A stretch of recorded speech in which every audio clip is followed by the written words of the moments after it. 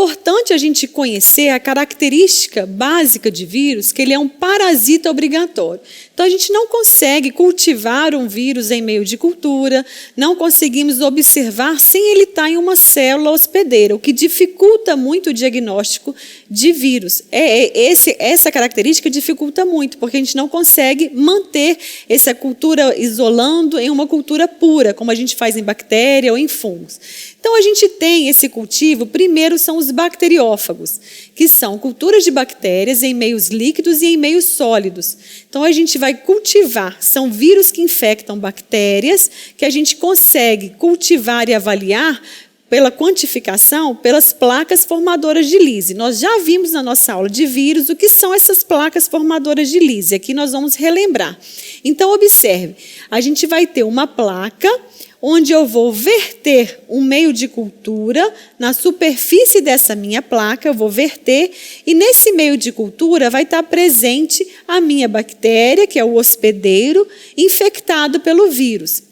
Forma um tapete na superfície da placa. Se tivesse apenas o crescimento bacteriano, então seria um tapete.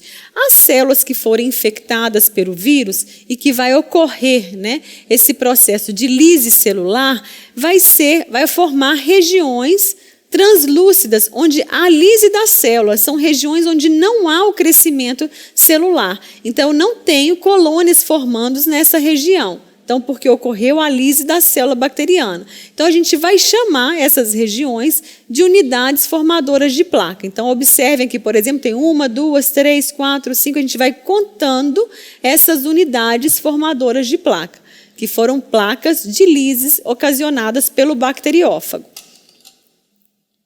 Uma outra forma de cultivar é a cultura de células, onde eu vou cultivar em tecidos. Então, eu vou ter tecidos, um tecido do animal escolhido, então eu vou fragmentar esse tecido, vou incubar com proteases que vão ajudar na dispersão desse tecido, da protease utilizada é a tripsina, em frascos específicos, onde vai formar uma monocamada e o vírus vai ser capaz de infectar essas células e ali, naquela célula, ele vai se multiplicar e a gente vai conseguir ter um acompanhamento em laboratório dessa cultura viral. Observe aqui como é dada essa cultura de células primárias.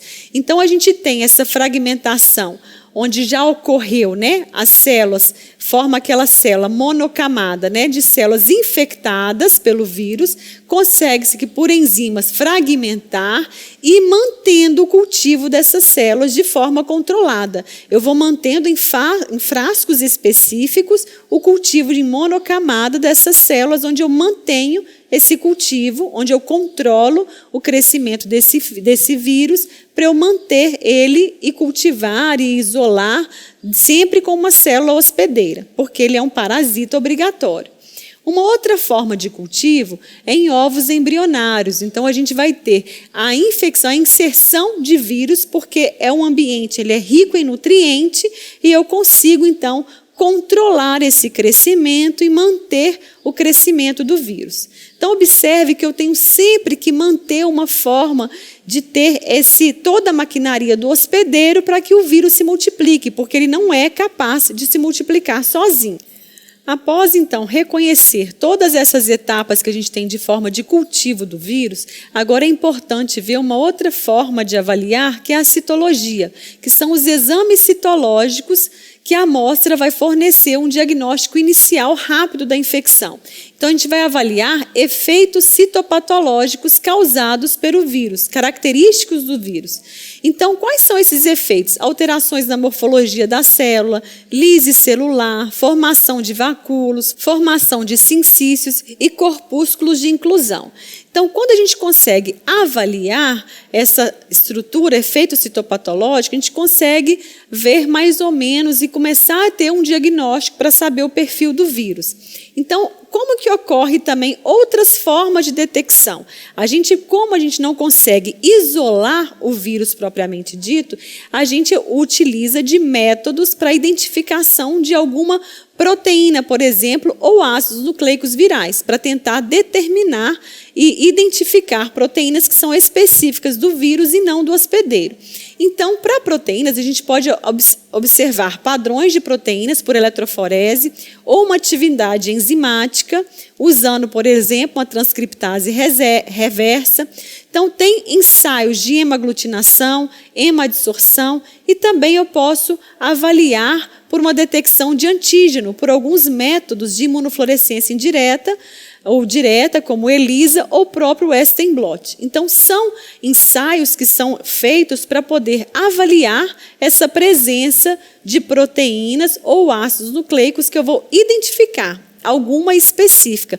Lembrando sempre que antes o cultivo foi numa célula de hospedeiro. Então, a gente identifica dentro de uma célula hospedeira, consigo, então, avaliar essas proteínas e ácidos nucleicos. Então, são métodos que são utilizados em diagnóstico laboratorial para a detecção de vírus.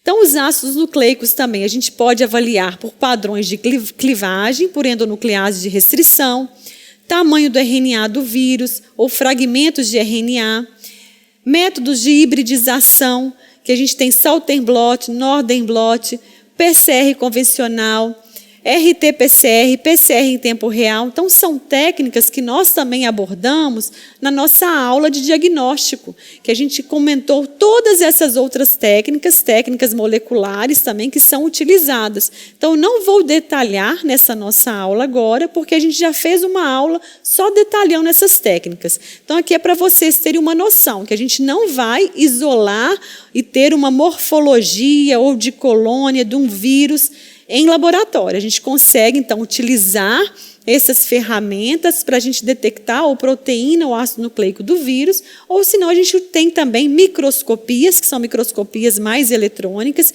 que a gente consegue, sim, visualizar a morfologia da estrutura viral. Médico veterinário, está precisando acessar mais aulas como essa? Acesse agora a plataforma VET Profissional e se surpreenda!